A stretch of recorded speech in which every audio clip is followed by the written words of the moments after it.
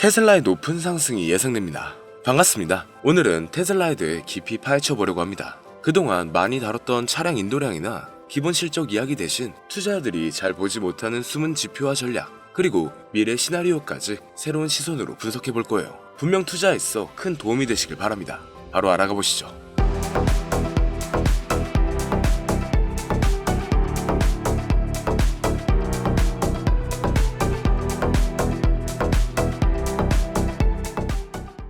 많은 사람들은 테슬라를 단순히 전기차 회사로 생각합니다.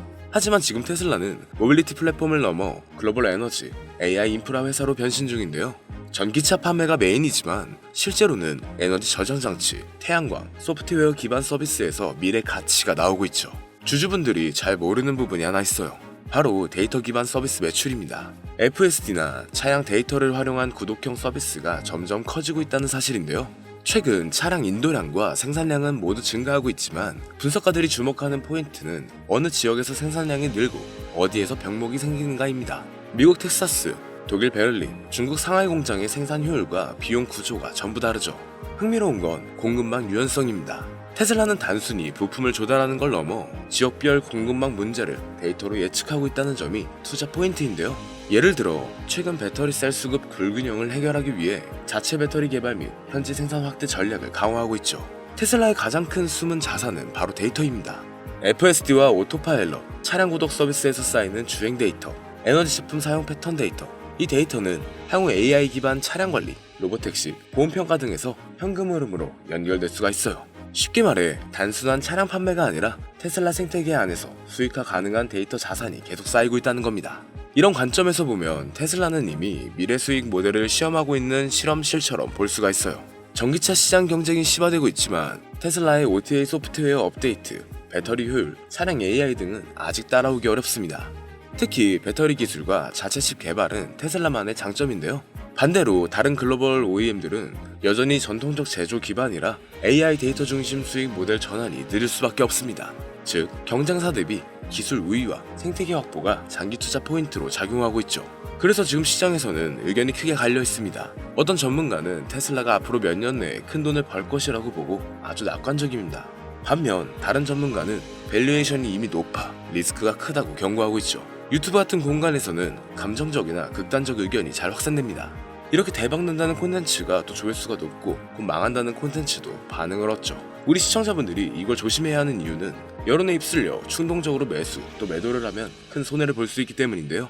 자, 그리고 이렇게 영상을 시청하시는 많은 분들이 투자를 할 때 유튜브 검색, SNS, 그리고 지인들에게서 정보를 얻습니다. 하지만 그 정보가 정말 믿을 만한 정보일까요? 투자는 종목을 선택하고 타이밍을 잡아서 수익을 내는 확률 싸움입니다. 그리고 그 판단의 근거가 많아질수록 확률이 높아지고 리스크는 상대적으로 낮아지죠. 그래서 잠시 오늘 영상에서는 그 확률을 높이는 머리를 이식해드릴 예정인데 조금만 더 집중해주시면 앞으로 투자함에 있어 분명 좋은 결과를 얻으실 수 있을 겁니다. 먼저 이전 영상에서 리스크 관리가 필요한 때라고 공유를 해드렸었는데 마침 미국 주식과 가상화폐의 하락이 이어지고 있습니다. 미리 준비한 우리는 앞으로 더 좋은 기회를 잡을 수 있을 것 같네요. 그런데 여러분, 정말 유튜버, 인플루언서의 그럴듯한 말들을 믿으시나요? 그들은 사실 여러분들이 돈을 버는 것에는 관심이 없습니다. 물론 좋죠. 구독자와 팔로워가 늘어날 테니까요. 하지만 그들은 여러분의 인생을 책임져 줄 수는 없습니다. 저 또한 마찬가지고요. 그리고 정말 그들이 전문가일까요? 물론 자료 조사를 더 많이 할 테니 평균보단 나을 수 있습니다. 하지만 진짜 전문가는 방구석 컴퓨터 앞에 앉는 것이 아니라 바로 미국 월스트리트에 있죠. 그럼 이제부터 우리에게 정말 필요한 정보들만 쏙쏙 빼와서 객관적인 시각에서 공유드려 볼게요. 오늘 이 영상을 통해 여러분은 월스트리트의 전문가들이 실제로 사용하는 데이터 분석 방법을 배우게 될 겁니다. 지금부터 말씀드릴 4가지 데이터만 추출할 수 있다면 여러분도 월스트리트 전문가들과 같은 시각으로 시장을 바라볼 수가 있어요. 첫 번째 핵심 데이터는 내부자 매수 동향입니다. 이런 질문을 해보면 좋습니다. 최근 CEO나 CFO와 같은 임원들이 자기 회사 주식을 사고 있는가? 내부자가 자기 돈으로 사는 건 미래 실적 자신감의 신호인데요. 특히 대량 반복 매수는 강력한 긍정 신호죠. 회사의 미래를 가장 잘 아는 사람들이 자기 돈을 거는 거잖아요. 워렌 버핏이 말했습니다. 내부자들이 사는 이유는 한 가지뿐이다. 바로 돈을 벌기 위해서다. 두 번째 핵심 데이터는 애널리스트 목표가 상향 종목을 찾는 겁니다. 최근 월가에서 목표 주가를 올린 종목은 무엇인가? 전문가들이 회사 가치를 더 높게 본다는 뜻인데요. 이건 단기 모멘텀이나 심리를 동시에 자극하는 엄청난 요소예요. 골드만삭스나 모건 스탠리 애널리스트들이 목표가를 바꾸는 건 그냥 기분으로 하는 게 아니거든요. 세 번째 핵심 데이터는 ETF 거래량과 자금 유입의 순위입니다. 이번 주 어떤 섹터 ETF에 돈이 가장 많이 들어왔나를 보는 건데, 섹터별 돈의 흐름을 보면 시장 주도 업종이 바로 보입니다. 돈이 몰리는 곳이 시장이 믿는 방향이에요. 개별 주식은 속일 수 있어도 수십억 달러가 움직이는 ETF의 흐름은 속일 수가 없거든요. 그리고 네 번째는 유동성입니다.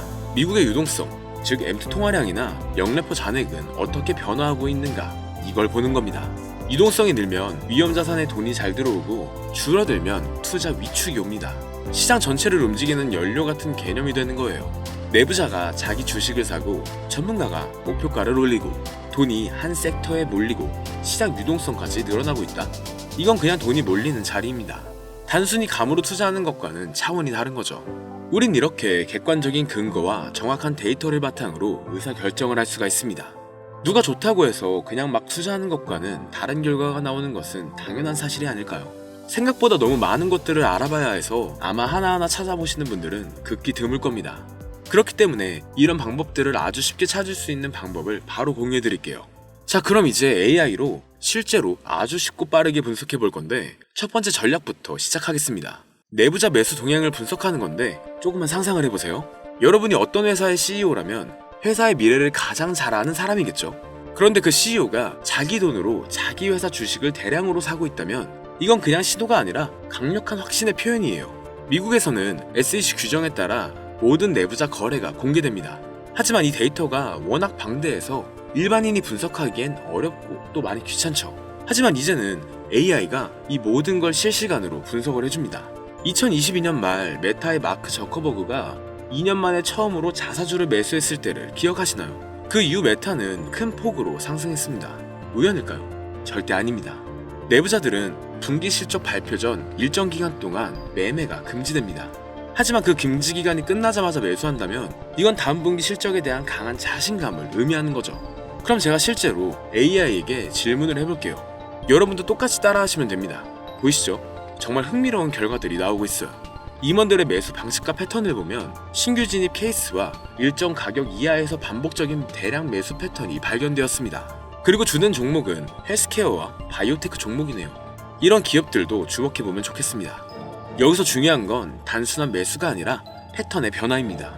예를 들어 평소에 주식을 안 하던 CFO가 갑자기 대량 매수를 시작했다면 이건 회사 내부에 우리가 모르는 큰 변화가 있다는 신호일 수가 있죠. 헬스케어와 바이오 섹터에서 공격적인 대량 매수가 발생하고 있고, 테크와 IT 종목도 대량 반복 매수가 되고 있는데요. 그리고 금융, 리츠, 부동산도 앞으로의 금리 인하 기대감 때문에 신규 매수가 늘어나고 있음을 볼 수 있습니다. 이건 놓치면 아쉬운 좋은 신호로 보여지는데, 하지만 내부자 거래 분석에도 한계가 있어요. 내부자들도 때로는 잘못 판단할 수 있고 매수 이유가 투자 목적이 아닐 수도 있겠죠. 그래서 다른 지표들과 함께 종합적으로 판단하는 것이 좋습니다. 그럼 바로 다음 지표를 살펴볼게요. 우리의 두 번째 무기는 애널리스트들의 목표가 변화를 추적하는 거예요. 월스트리트의 애널리스트들은 여러분이 생각하는 것보다 훨씬 신중합니다. 그들이 목표가를 바꾸는 건 그냥 기분에 따라 하는 게 아니거든요. 골드만삭스나 모건 스탠리의 애널리스트가 목표가를 올린다는 건 그 뒤에 수십 시간의 분석과 경영진들과의 미팅, 그리고 회사의 펀더멘탈 변화에 대한 확신이 있다는 뜻입니다. 특히 우리가 주목해야 할 것은 연속적인 상황입니다. 한 애널리스트가 목표가를 올리면 다른 애널리스트들도 따라서 올리는 경우가 많아요. 그럼 이때가 바로 기회가 되죠. 2023년 초 엔비디아를 기억해보세요. AI 붐이 일어나기 전에 이미 애널리스트들은 목표가를 연쇄적으로 올리고 있었습니다. 그 신호를 읽은 투자들은 큰 수익을 얻었었죠. 그럼 또 다음 질문으로 넘어가 보겠습니다. 여기에서도 정말 흥미로운 결과들이 보이네요. 엔비디아에 대해 여러 애널리스트들의 목표가를 올렸습니다. 상향 이유를 보면 AI 인프라 수요와 미국 정부의 수출 허용 때문이었는데, 기술주가 아닌 월마트도 3명의 애널리스트가 평균 14% 이상의 상승 여력을 보고 있다는 점을 주목하면 좋겠는데, 여전히 목표가와 현재가의 괴리가 너무 클 때는 과도한 낙관 때문에 오히려 위험한 신호일 수 있으니 주의하시면 좋겠습니다. 기술주에서는 AI 관련 기업들의 목표가 상향이 두드러져요. 소비 리테일 같은 경우는 공급망, 관세 이슈 극복이 있고 금융주는 성장 지속성으로 높은 평가를 받고 있습니다. 주요 기관들의 특징을 살펴보면 골드만삭스는 AI, IT, 헬스케어 등 대형주에 집중하고 있고 모건스탠리는 은행, 리테일, 리츠 등을 신중하게 상향 조절했습니다. JP모건은 금융, 테크, 소비 대기업 위주로 시장을 바라보고 있네요. 그리고 이 내용을 파악할 때 목표가 하향 조정도 놓치면 안 되는 중요한 신호예요. 성장성이 둔화되는 경우나 지정학적 리스크가 있는 종목들은 목표가 하향 압력을 받고 있습니다.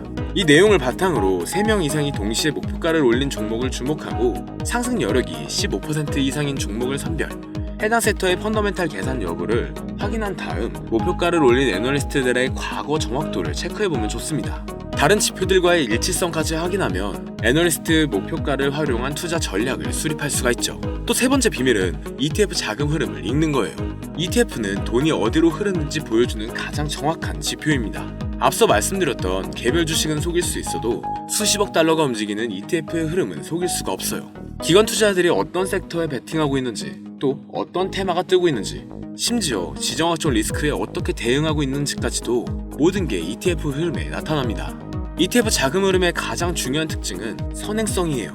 주가가 움직이기 전에 먼저 자금이 움직이는 경우가 많다는 뜻입니다. 이건 정말 강력한 힌트죠. 2022년 러시아 우크라이나 전쟁이 터지기 2주 전 이미 에너지와 방위산업 ETF에 자금이 몰리고 있었어요. 뉴스보다 돈의 흐름이 더 빨랐던 거죠. 여기서도 재미있는 패턴이 보이네요. SP500 관련 지수와 나스닥 종합지수에 엄청난 자금이 유입되고 있어요. 순자금 유입이 가장 많은 ETF를 살펴보면 대형주, 성장혁신주, 장기채, 그리고 실물자산, 원자재에 돈이 몰리고 있음을 볼 수가 있습니다. 레버리지를 활용하고 있는 ETF들에서 자금이 빠져나가고 있고 인플레 경제감에 장기 채권에서도 일부 유출이 지속되고 있는데요. 테마의 변화를 보면 AI 관련 ETF들이 압도적인 자금 유입을 보이고 있습니다. 반면 바이오테크, 신흥국 ETF들은 유출이 발생하고 있네요. 이렇게 글로벌 투자 심리도 어떤지 ETF 흐름으로 알 수가 있습니다. ETF 흐름을 활용한 투자 전략을 위해선 자금 유입이 급증하는 섹터 ETF의 주요 구성 종목을 또 분석하고 섹터 로테이션 초기 신호를 포착해서 선제 대응하는 것, 그리고 테마 ETF 흐름으로 새로운 투자 트렌드를 발굴하고 지역별 ETF 흐름으로 글로벌 리스크를 대응할 수가 있습니다. 또 거래 급증은 ETF로 단기 변동성을 활용할 수도 있겠네요. 다만 ETF 흐름을 분석할 때는 단기 흐름에 너무 의존하지 말고 최소 2주에서 3주의 트렌드를 파악해보는 것이 좋습니다. 분배금 지급일이나 릴밸런싱 등 날짜들의 기술적인 요인도 고려해봐야 돼요.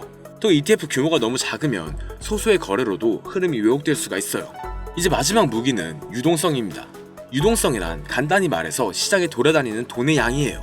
유동성이 주가보다 먼저 변합니다. 2020년 코로나 때 연준이 무제한 양적 완화를 발표하자마자 2년간의 상승 랠리가 시작됐죠. 반대로 2022년에는 테이퍼링 암시만으로도 성장주들이 무너지기 시작했고요. 이런 변화를 파악하기 위해서 또 질문을 넣어보겠습니다. 정말 중요한 데이터들이 나오고 있어요.